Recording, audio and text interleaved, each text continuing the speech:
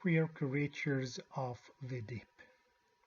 In the mighty ocean as well as in lakes and rivers are to be found many queer creatures, some strangely shaped or colored, others having strange ways of living.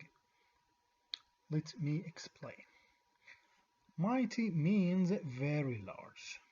Mighty means very large. So, in the very large ocean, as well as lakes and rivers, there are a lot of strange creatures.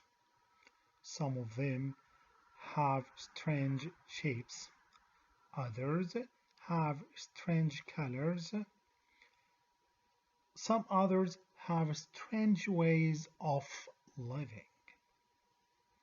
Right now, let me look at some of these creatures. So, the first creature that we're going to be talking about in today's lesson is called anemone. Anemone. Please care about the right pronunciation of this word. It's called anemone. Anemone. Yes, that's right. Here is one which seems to be not a living creature but a flower. Indeed, his name reminds us of a flower, for he is called the sea anemone. The sea anemone. Look at the picture that in front of you. Yes, this is the anemone. It looks like a flower. It looks like a flower. And sometimes it's called a sea rose. A sea rose. And the name is quite good. For at his upper end the sea anemone has a ring of feelers or tentacles. Feelers or tentacles. Look at the photo in front of you. These thin parts are called tentacles. These thin parts are called tentacles, which are spread out like a petal of a rose. These tentacles give the fish and makes it like a rose. The brightest of these flowers of the sea are found amid the coral reefs is found among the coral reefs of Australia and Japan. So where can you find the where you can find the sea anemone? Where? Among the coral reefs of Australia and Japan. The sea anemone, however, is not so delightful as he looks. As we discussed before, the sea anemone looks like a flower, but it is not so delightful, it is not so attractive, it is not so pleasant. For one thing, the first reason, he has wide mouth and a hearty appetite. He has a wide mouth and a hearty appetite. What do you mean by hearty appetite? Hearty appetite means if someone has a hearty appetite, it means he has a strong desire to eat. If an animal has a hearty appetite, he has a strong desire to eat. So the first reason, he has wide mouth and hearty appetite and can swallow shrimps and small fish at a gulp. And he can swallow shrimps. Look in front of you. This is a shrimp. He can eat it together with small fish at a gulp. At a gulp, it means he can eat a large amount of shrimps and small fish quickly. Number two. His body is soft. His body is soft, like jelly, so that he can't do much against such creatures while they are alive. Yes, his body is soft like jelly, so that He can't do much against the creatures he eats when they are alive. Yes, the jelly body helps him to eat easily with no effort. The jelly body helps him to eat easily with no effort at all. But at the tip of each tentacles, as we discussed before, the tentacles mean these thin parts. These thin parts look in front of you. Yes, these thin parts are called tentacles. At the tip of each tentacles, he carries a poison gap. He carries a poison cap bag. I'm sorry. He carries a poison bag. Inside this bag, which sharp point threads are coiled. Inside the bag, there are threads that he uses to kill the prey, or he uses to kill the creature he tries to eat. Once he meets the prey, one of the threads push the prey and pierce the skin. Then the poison flows out from the anemone to the prey. The anemone wants to eat. Again, one of the threads push the prey and pierce the skin. Then the poison flows out from the anemone to the prey. The anemone wants to eat. Let me read. Inside which sharp-pointed thread are coiled, when the sea anemone meets what seems to him a tasty tidbit, one of the threads is thrust forth. It pierces the skin, the poison flows out, as I've just discussed, his victim is soon in his power.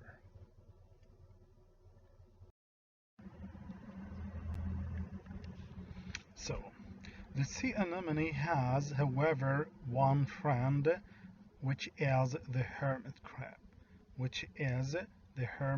So, the sea anemone and the hermit crab are friends. This crab being very timid.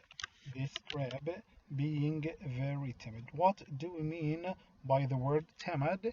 Timid means shy and nervous. This creature is shy and nervous without much confidence. You can easily frighten him. So this crab is timid. This crab, being very timid, lives all by himself in the empty shell of some shellfish. Look in front of you, this is a crab. The left one is the crab. He lives she lives by himself in the empty shell of some shellfish. Even so, he doesn't feel too safe. And should he chance to meet with a sea anemone, he takes him on his back. Look, the right picture. This is a crab. And the anemone on his back. He is waiting for the anemone to take him on his back.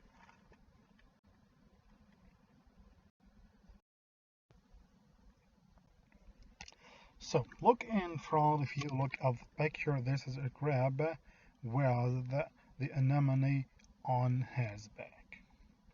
Let me read. Having now a roof over his head. It means the anemone is on his head and his back. The hermit crab feels much safer. This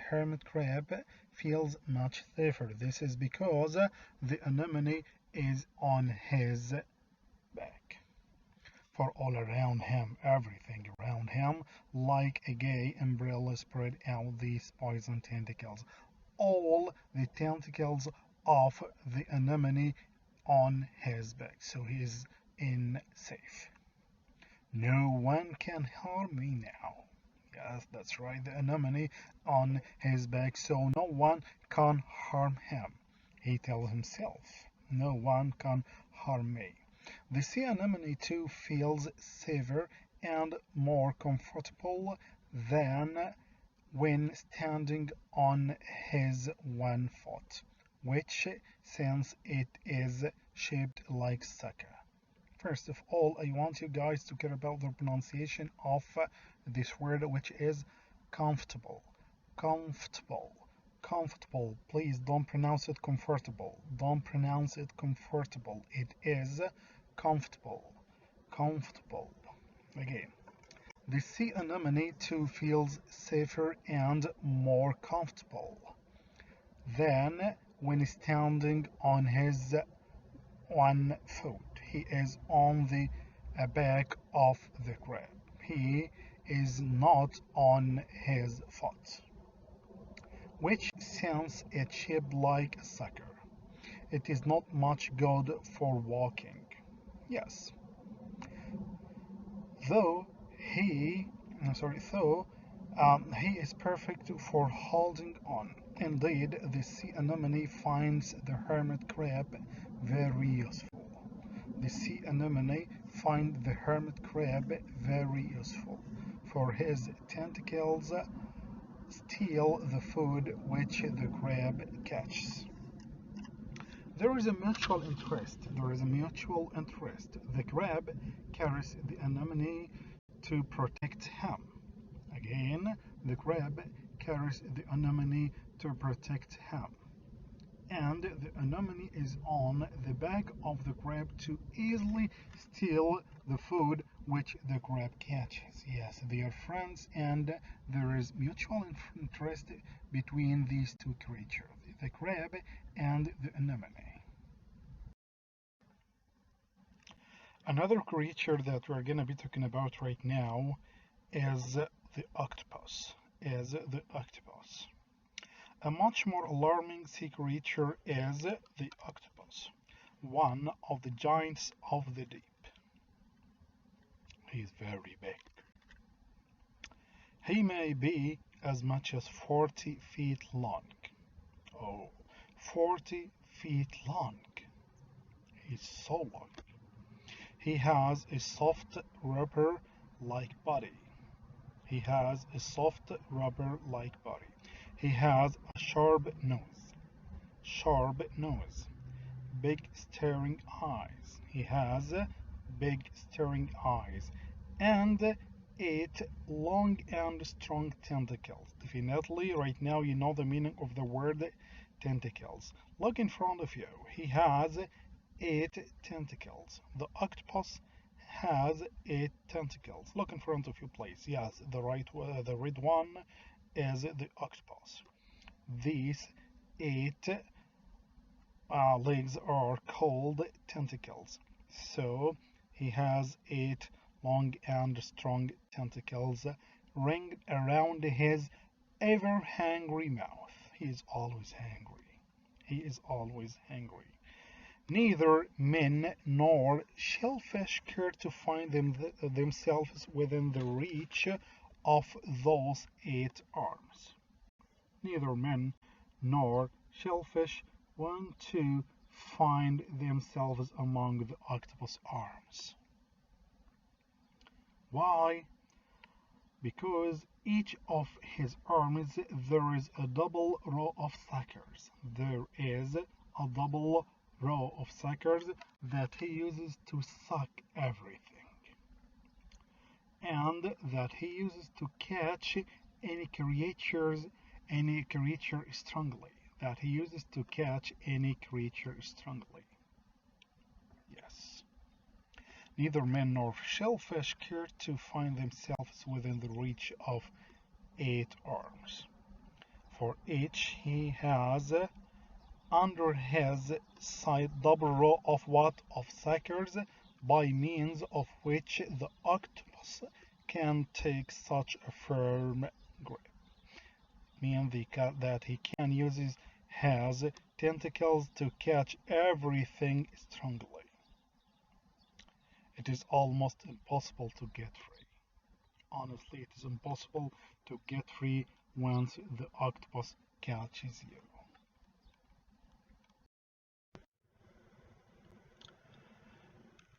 Let's keep talking about the octopus. The arms of the octopus also serve as legs, on which he rambles about the floor of the ocean. He can use his arms as legs, in which he can use to walk on the floor of the ocean. Yes, that's right. He uses his arms as legs. He can use these tentacles or these arms as what? As legs.